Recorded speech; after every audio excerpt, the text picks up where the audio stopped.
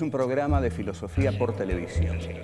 Ustedes se preguntaron por qué estamos aquí. Yo existo porque pienso. El hombre piensa. Es el lugar en el cual todos los saberes son pensados. Descartes es un héroe del pensamiento.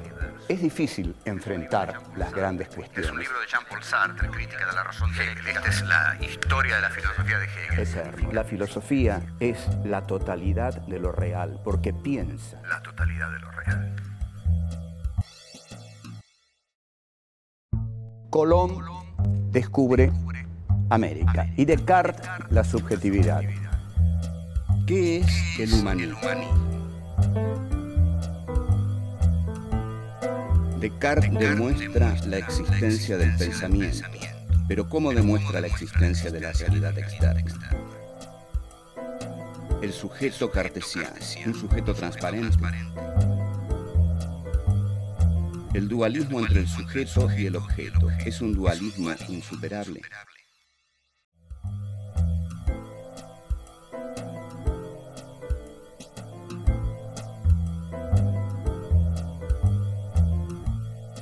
Tenemos dos grandes descubrimientos. Colón descubre América y Descartes descubre la subjetividad. No siempre estas cosas se relacionan. En realidad, yo ya lo dije y lo vuelvo a decir y lo voy a decir insistentemente. La historia de la filosofía se estudia mal. La filosofía se estudia mal. ¿Por qué? Porque la filosofía se estudia como si los filósofos fueran unos tipos distraídos que andan por ahí pensando cosas que nadie entiende. En cambio, los filósofos son seres muy terrenales, metidos en procesos históricos, grandes procesos históricos, que ellos expresan y que ellos dinamizan con su pensamiento. Entonces, la relación entre Descartes y el descubrimiento de América no es frecuente que ustedes la encuentren en los libros de filosofía, porque van a decir, ¿para qué vamos a poner el descubrimiento de América en un libro de filosofía? Si un libro de filosofía no es un libro de historia. Y un libro de historia no tiene que ser un libro de filosofía. Pero no, Descartes y Cristóbal Colón tienen mucho que ver, porque Cristóbal Colón descubre América para el capitalismo, como lo habíamos visto. No es que descubra América porque América no existía. América existía, pero no existía para los ojos mercantilistas del capitalismo. El capitalismo descubre América con Colón e incorpora a América al mundo europeo, que era el mundo por ese momento, en esos momentos. Entonces se establece así un sistema mundo.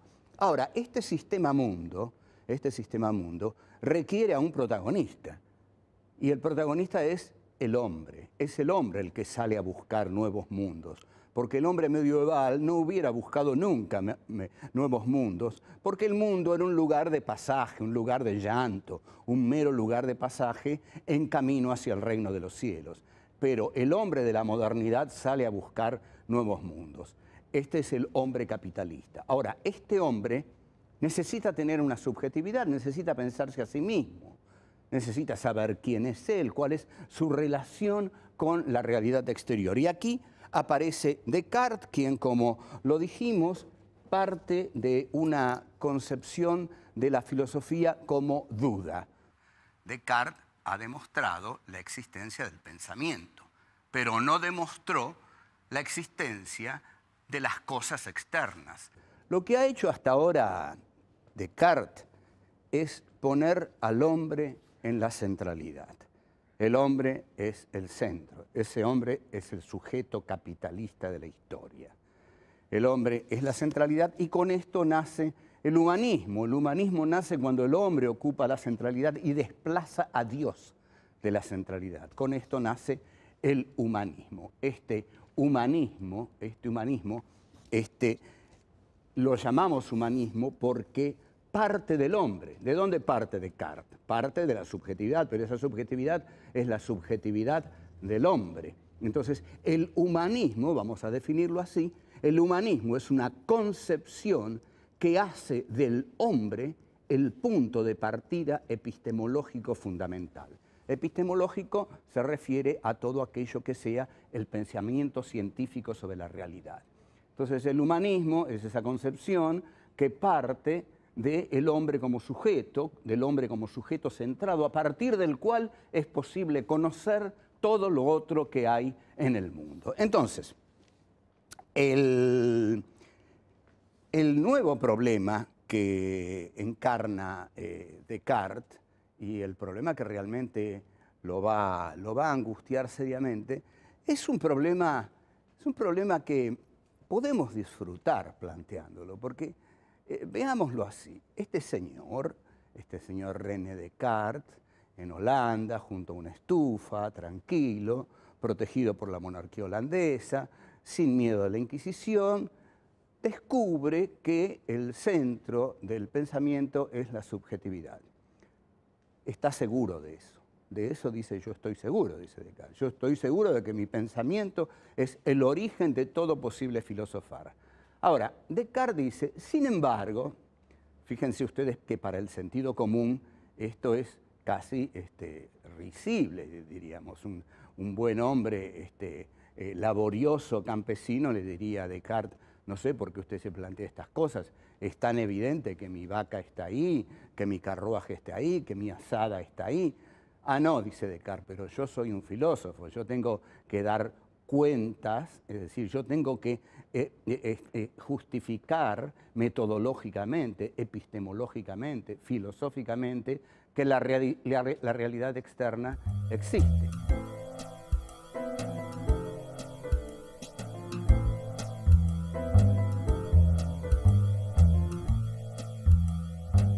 Descartes dice, ya que yo veo todas esas cosas ahí afuera, esas cosas tienen que existir, porque si yo las viera y no existieran, Dios me estaría engañando. Entonces tienen que existir porque Dios es infinitamente bueno, es infinitamente veraz, es incapaz de todo engaño, y si yo veo todo lo que está ahí afuera, es que Dios no me está engañando, sino que todo eso que está ahí afuera está. Ahora, Descartes introduce aquí una figura muy simpática, que es la del genio maligno, le malin génie, en francés, porque Descartes escribía en francés. Esta digresión, jamás digan digresión, por favor, digresión. Esta digresión es muy importante, porque Descartes escribía en francés, no escribía en latín, quería hacerse entender, quería llegar a que la gente lo entendiera, quería llegar al pueblo en última instancia. Entonces dice, introduce esta figura de le malin génie, el genio maligno. Descartes dice, podría haber un genio maligno que me engañara y todo lo que está ahí afuera no existiera. Entonces, yo estaría viendo todo eso y eso no existe porque el genio maligno me está engañando. Sin embargo, dice, la veracidad de Dios tiene que ser más fuerte que el poder del genio maligno. Y yo no puedo dudar de la veracidad divina. Entonces Descartes llega a la siguiente conclusión. Todo aquello que yo veo que está ahí afuera, es decir, la res extensa, la cosa externa, tiene que existir, porque si no existiera, Dios me estaría engañando. Y yo creo en la veracidad divina. Ahora bien, metodológicamente, como vemos, Descartes se ha traicionado, porque para demostrar la existencia exterior de las cosas, no se ha remitido a su fundamento primero, el pensamiento, sino que se ha remitido al viejo fundamento de la teología medieval, a Dios. Entonces, estamos de nuevo en la teología medieval. Para demostrar la existencia de la realidad externa, Descartes recurre a Dios.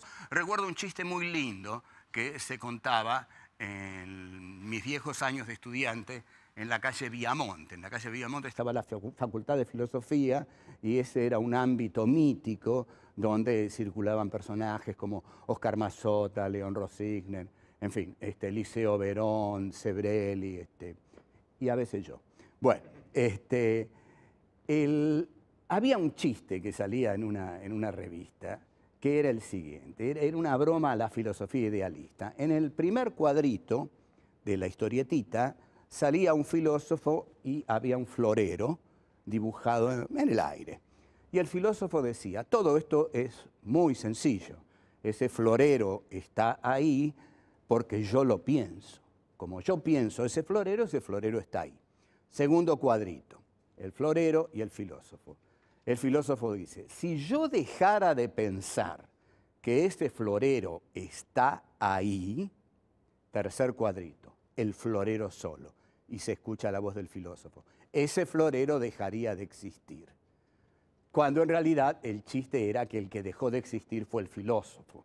Este es un chiste típico del materialismo filosófico, es decir, el que propone la primacía de la materia por sobre la subjetividad. Nosotros éramos muy jovencitos y estábamos estudiando a Descartes en 1966. En 1966 se da el golpe cavernícola del general Juan Carlos Onganía.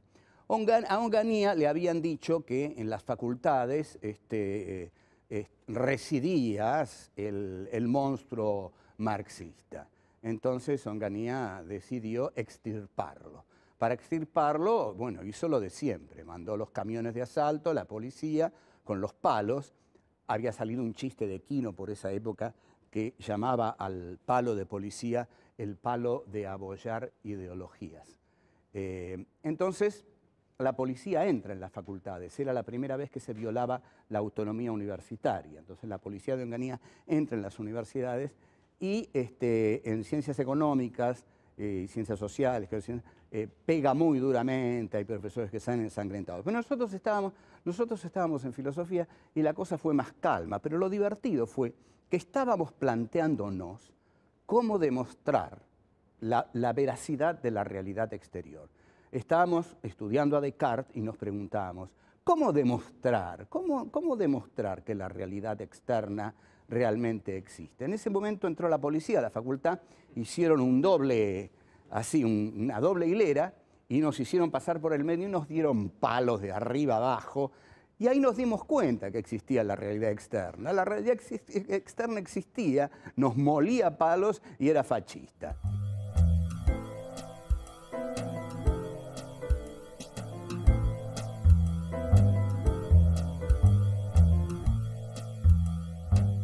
Aparte de los bastones de la policía de abollar ideologías, la subjetividad como principio fundante de la filosofía y como elemento a partir del cual se podía demostrar la existencia de la realidad externa, el cogito cartesiano, el ego cogito, el pienso luego soy, va a recibir varios palazos, digamos, a lo largo de la historia, pero hay uno sobre todo que, digamos, en Buenos Aires es muy conocido y que proviene de la cualidad neurótica de esta ciudad portuaria, llena precisamente de neuróticos, y donde hay muchos neuróticos hay muchos psicoanalistas, y donde hay muchos psicoanalistas hay muchos neuróticos a la vez. Ahora comienza a haber muchos psicofármacos, quizás todo esto reduzca los neuróticos a los psicoanalistas y aumente, bueno, no importa. Paso ahora al tema al que quería ir. El tema al que quiero ir es justamente Freud. Como vemos aquí, Sigmund, Freud es un hombre que dijo una frase muy adecuada, que un cigarro a veces es un cigarro. Porque siempre que uno ve un cigarro dice, oh, eso es un pene. No, no, no. A veces un cigarro es un cigarro. Aún en Buenos Aires, aún en Buenos Aires. Bueno, el golpe que el psicoanálisis le da al sujeto cartesiano es decirle, como le diría Freud a Descartes, mire, Renato, realmente hay algo que usted no tuvo en cuenta. Usted, Renato, preguntaría Freud, ¿se come las uñas? A veces sí, diría Descartes, ¿no? Usted a veces hace actos que no puede controlar. Uy, sí. ¿Usted sueña cosas? Sí. ¿Sueña con su padre, con su madre? Ah, sí, bueno, usted es un neurótico. Es decir, hay cosas en su sujeto transparente, translúcido, punto, indubitable de todo conocimiento, hay cosas que ese sujeto ignora. Hay cosas que ese sujeto ignora. Y esas cosas las ignora porque yo no sé dónde, va a decir Freud, no sé dónde está esto. No es que el inconsciente, ¿qué es el inconsciente? Diría Descartes. El inconsciente es todo aquello que no pasa por la conciencia, que no se entiende desde la conciencia. sino que no puede ser ni conocido ni controlado por la conciencia. O sea, su conciencia, Descartes, no es tan transparente, sino que está realmente herida o dividida. Ese sujeto está dividido porque hay en él una opacidad que nos lleva a hacer actos que no queremos hacer, nos lleva a tener conductas repetitivas que no queremos tener, nos lleva a soñar cosas que nos revelan o nos ocultan otras cosas. Bueno, entonces Freud le enseñaría a Descartes la primera gran herida del narcisismo del cogito, que es la existencia del inconsciente. Pero bueno, vamos a eso yo quería enunciarlo ahora para dejarlo planteado, ¿no? Como la gran herida del cogito cartesiano va a ser esa. Está en muchos libros de Freud, quizás esté en algunos más que otros, pero es bueno, digamos, recurrir a ciertos libros de Freud para que descubramos cómo el inconsciente, cómo brillantemente lo ha trabajado don Sigmund, efectivamente hiere el narcisismo del cogito cartesiano. Ahora, el problema en el que habíamos dejado a Descartes era cómo se demostraba la existencia de la realidad externa. Ahí Descartes recurre a la veracidad divina, pero para recurrir a la veracidad divina hay que demostrar que Dios existe. Pero ¿cómo sé que Dios existe? Bueno, esto es todo un problema. Esto es lo que se llama la prueba ontológica. La prueba ontológica es la prueba acerca del ser de Dios, es decir, que Dios tiene un ser y que ese ser expresa su existencia, que Dios existe. Hay un punto que yo voy a analizar acerca de cómo Descartes demuestra la existencia de Dios y que es el punto más genuinamente cartesiano. Porque Descartes va a decir: dado que la imagen de Dios está en mí, y dado que en mí la imagen de Dios es la imagen de un ser perfecto, existe en mí la idea de la perfección. Si la idea de la perfección existe en mí, que soy un ser imperfecto, quiere decir que alguien que es perfecto la puso ahí. Esto está claro, pero igual lo voy a repetir. Descartes demuestra la existencia de Dios del siguiente modo: existe en mí la idea de la perfección. Yo no soy perfecto. En consecuencia, alguien que es perfecto la puso en mí. Y ese es Dios. Bueno, sin embargo, ustedes observen que esta demostración que hace Descartes de la existencia de Dios, esta demostración está hecha a partir de la subjetividad también, porque no demuestra la existencia de Dios dejando de lado la subjetividad, sino que la demuestra partiendo otra vez del cogito. ¿Por qué? Porque Descartes dice: dado que existe en mi subjetividad, en mi pensamiento, en mi cogito, la idea de la perfección, debe existir un ser perfecto. O sea, demuestra la existencia del ser perfecto porque existe en la conciencia la idea de la perfección. Está bien, digamos, es como haber tirado la esponja dentro del pensamiento de Descartes. Es una aflojada, pero es una aflojada hasta cierto punto, porque demuestra la existencia de Dios porque en el pensamiento existe la idea de la perfección. Entonces, es desde el pensamiento que demuestra la existencia de Dios, porque hay en la conciencia la idea de la perfección, es que tiene que existir un ser perfecto que la haya puesto ahí.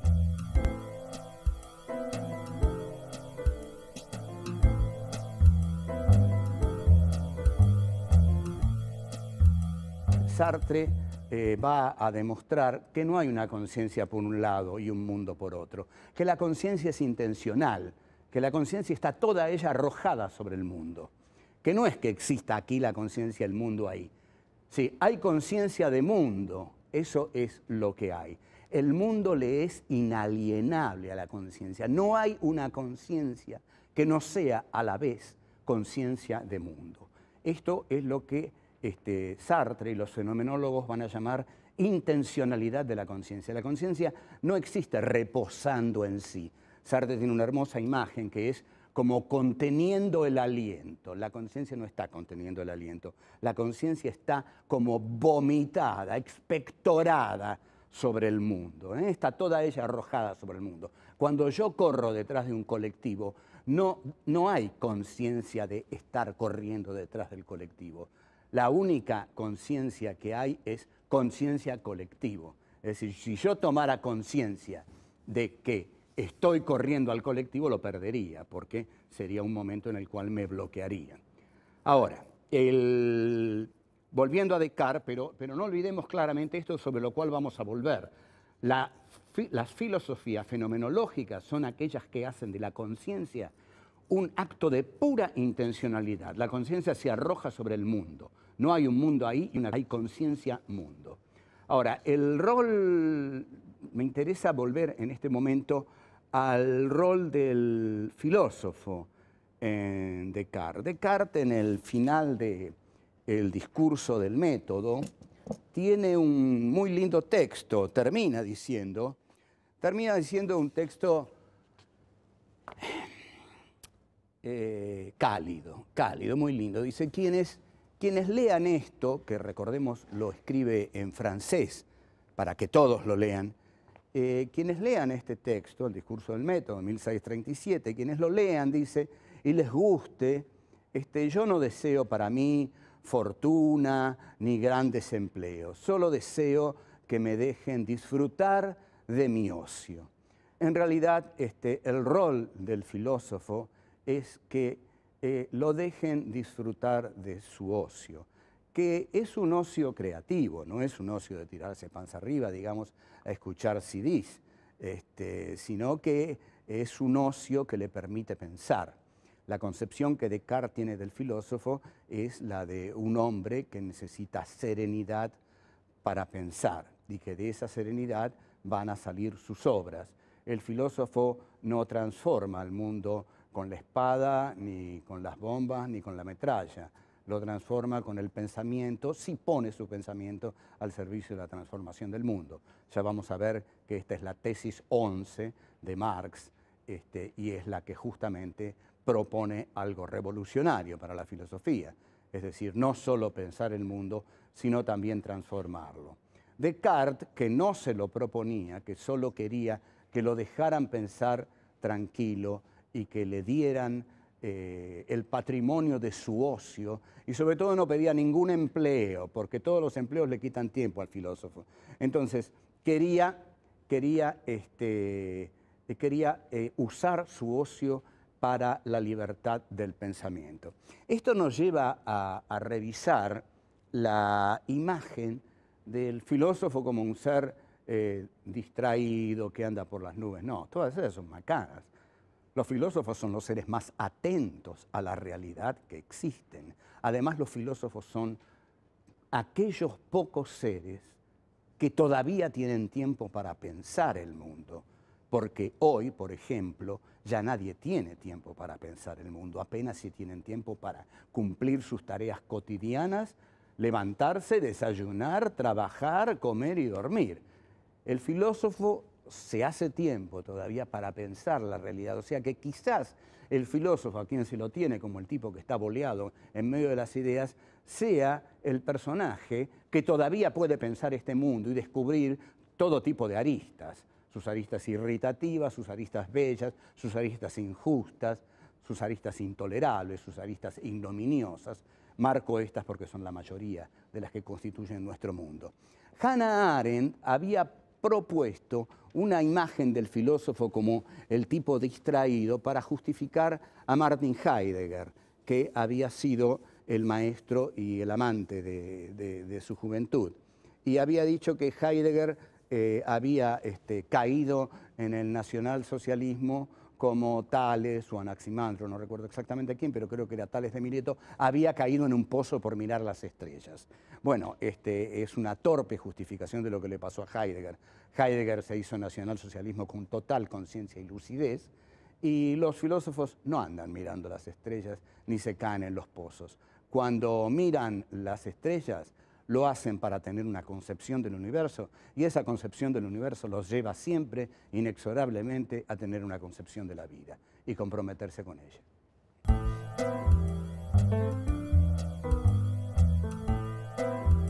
Una vez afirmado, justificado y fundamentado el sujeto, lo que hay que justificar es la existencia del objeto. La realidad externa existía, nos molía palos y era fascista. Porque hay en la conciencia, la idea de la perfección es que tiene que existir un ser perfecto que la haya puesto ahí. Los filósofos no andan mirando las estrellas ni se caen en los pozos. Cuando miran las estrellas, lo hacen para tener una concepción del universo, y esa concepción del universo los lleva siempre, inexorablemente, a tener una concepción de la vida.